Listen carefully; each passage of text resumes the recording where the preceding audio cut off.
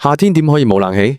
但你知唔知裝錯位置唔單止容易中冷氣病，仲可能偷偷漏走你嘅財運同健康運態。第一，床絕對唔可以擺喺冷氣機正下方。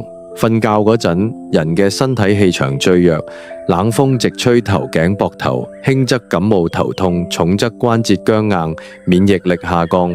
風水上叫呢啲做寒煞沖頂，又傷身又耗神。第二，冷氣機最好裝喺入門左手邊青龍位，呢個位置氣場穩定，既可以有效制冷，又避開風口直吹人，仲可以守住屋企嘅祥和之氣。千祈唔好對住大門吹啊！否則財氣啱啱入門就俾你吹走晒。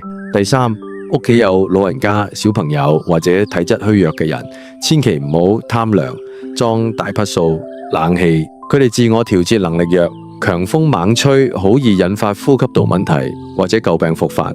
其實26攝氏度左右嘅溫和製冷已經夠舒服啦。記住啊，好風水唔係咩玄學，而係對身體嘅體貼同對空間嘅尊重。調好風向，守住溫度，清涼一下，都可以旺運又安康。